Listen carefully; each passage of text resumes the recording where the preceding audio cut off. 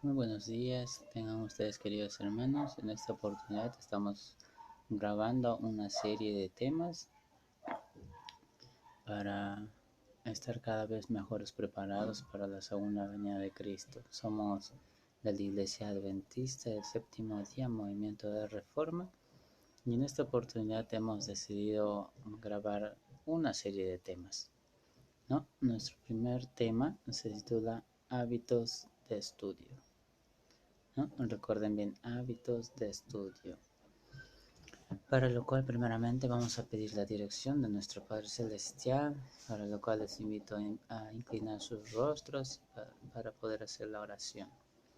Padre nuestro que moras en lo alto de los cielos, Señor, te pedimos tu dirección y que nos guíe tu Santo Espíritu, este pequeño estudio que vaya dirigido a muchísimas personas que también los puedan entender, escudriñar, comprender cada una de estas verdades que tú dejaste en tus sagradas escrituras. Señor, dígnate a bendecir a cada uno de los oyentes, que puedan preparar sus corazones para tu gloriosa venida. Es el propósito único de parte de nosotros para poder impartir estos conocimientos hacia cada uno de tus hijos y nosotros también fortalecernos, Señor, de la misma manera. Gracias te damos, rogamos tu bendición, no siendo merecedores, solamente confiando en los méritos de tu Hijo amado, nuestro Señor Jesucristo. Amén. Bien, queridos hermanos, como les había adelantado, nuestro tema de esta oportunidad se titula Hábitos de estudio, para lo cual meditaremos en la palabra del Señor en el Evangelio según San Juan, capítulo 5, versículo 39. Dice lo siguiente: Escudriñad las Escrituras, porque a vosotros os parece que en ella tenéis la vida eterna, y ellas son las que dan testimonio de mí. Vale decir, esta primera palabrita que encontramos es escudriñad.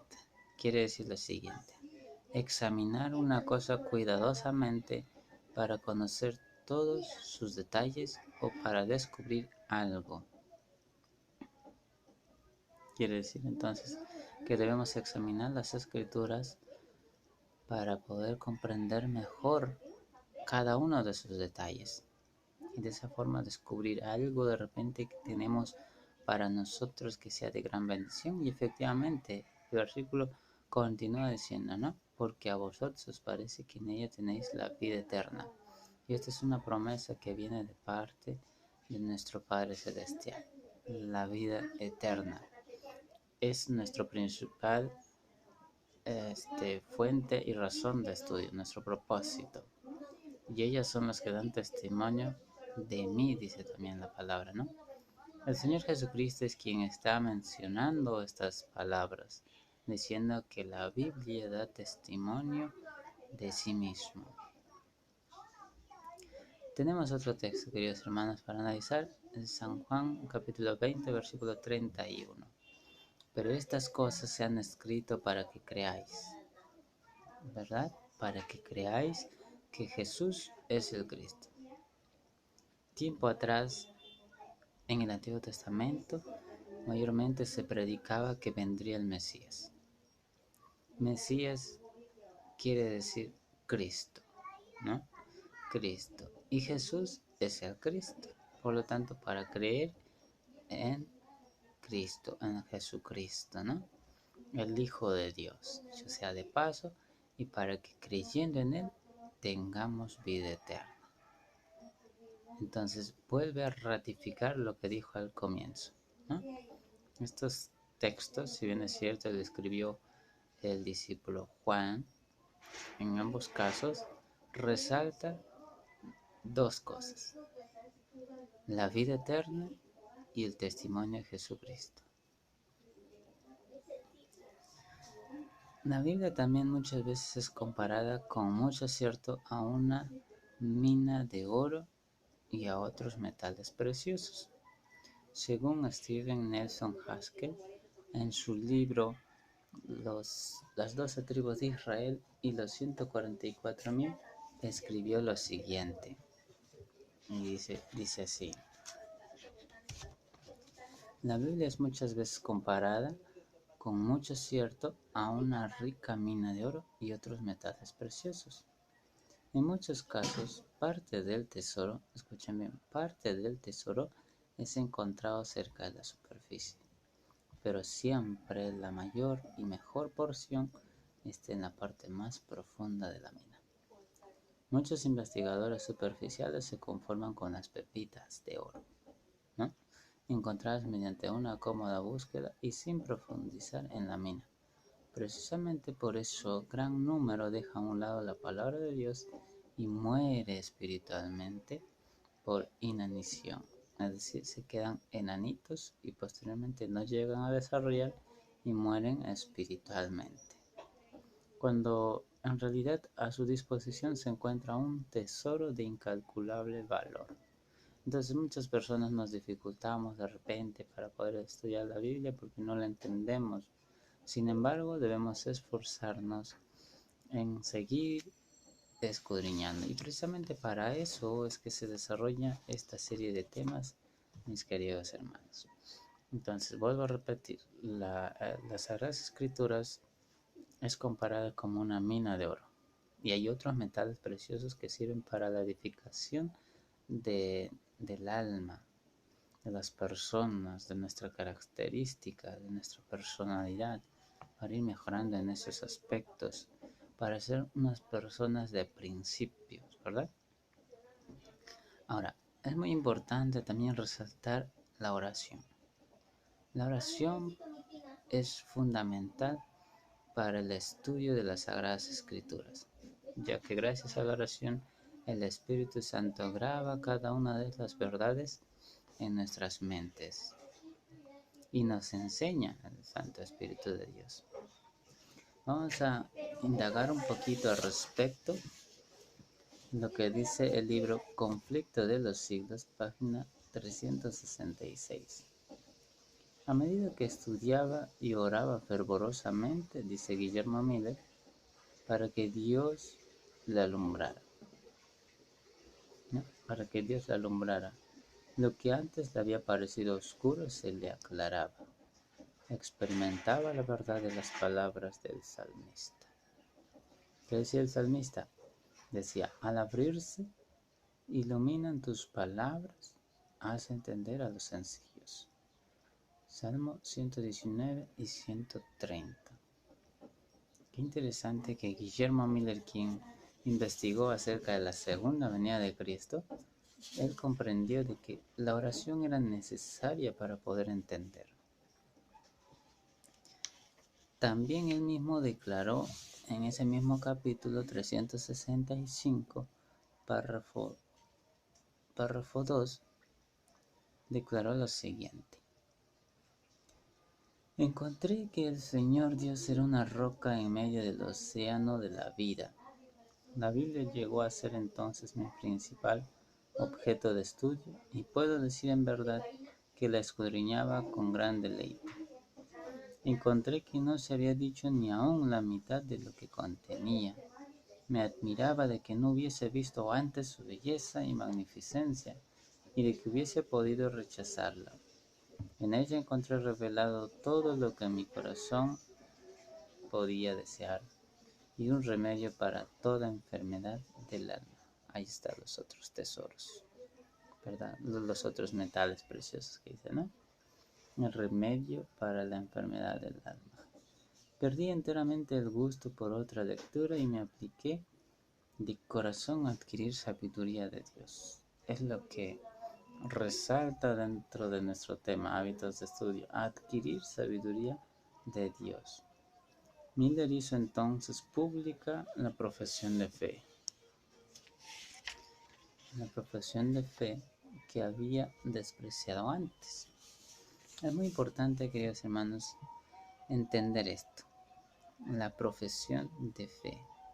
Nosotros como cristianos no tenemos meramente la religión no es un oficio para nosotros, es nuestra profesión de fe, es aquello a lo que nos dedicamos todo tiempo y todos los días. Por eso se hace, del hábito de estudio se hace nuestra profesión de fe. Entonces, la oración y la profesión de fe van juntos, van de la mano, ¿no? Ahora, métodos de estudio. ¿Qué método recomienda la palabra del Señor para estudiar las Sagradas Escrituras? Vayamos al libro de Isaías capítulo 28, versículo 10. ¿Qué es lo que dice? Dice, porque mandato tras mandato, línea tras línea, renglón tras renglón, un poquito aquí y otro poquito allá, así hablará el Señor Jehová a sus hijos. ¿Verdad? Qué interesante que la Biblia no ha sido escrita como si fuera una novela. No, necesariamente fue escrita en diferentes tiempos y por diferentes hombres. Por lo tanto, los pasajes están distribuidos a lo largo de la Biblia y cuando queremos aprender un tema determinado, por ejemplo, el alma, ¿no? ¿Qué es el alma? Entonces tenemos que buscar a lo largo de la Biblia con ayuda de qué? Con ayuda de las referencias marginales y de la concordancia, estudiar pasajes que estén relacionados con este tema, ¿no? El alma. Es por un ejemplo. Muy bien. Asimismo, en este mismo libro, Conflicto de los Siglos, ¿no? En la página 366, párrafo 2, dice lo siguiente. Procurando poner toda opinión, procurando poner a un lado toda opinión preconcebida y prescindiendo de todo comentario, comparó, Guillermo Miller al momento de estudiar, comparó pasaje con pasaje, con la ayuda de las referencias marginales y de la concordancia. Cuando encontraba algún pasaje oscuro, solía compararlo con todos los demás textos, que parecían tener alguna referencia con el asunto en cuestión, ¿no?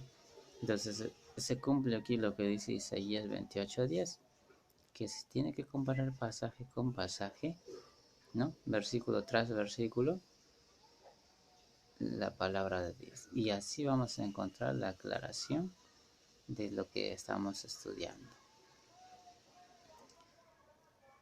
Sigue diciendo en el párrafo 3, ¿no?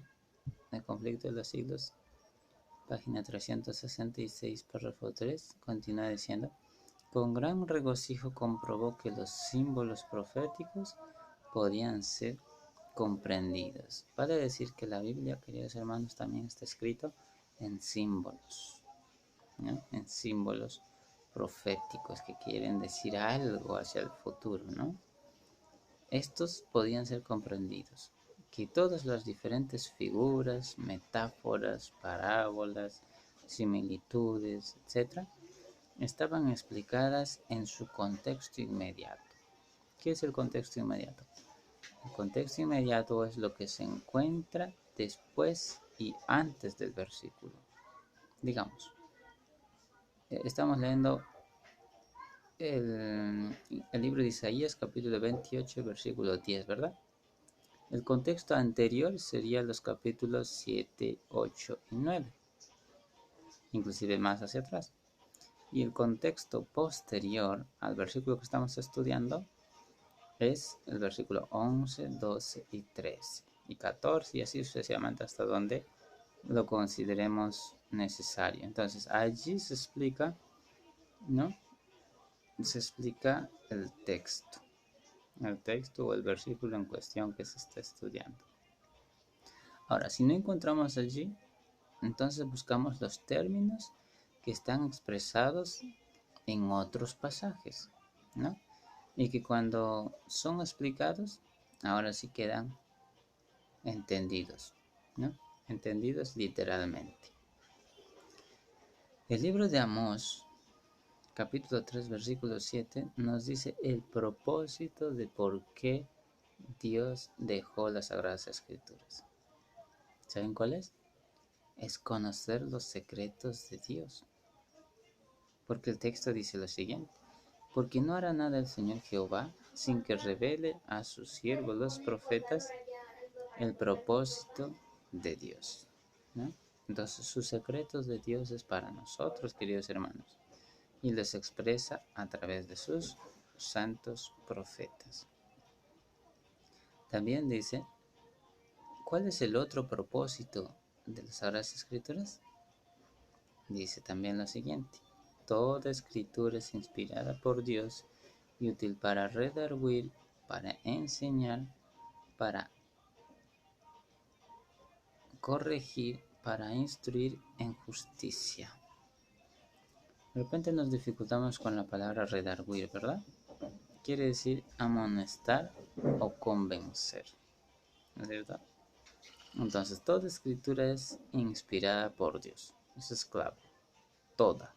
No es una parte, no, es todo. Entonces hay que estudiar todas las Sagradas Escrituras.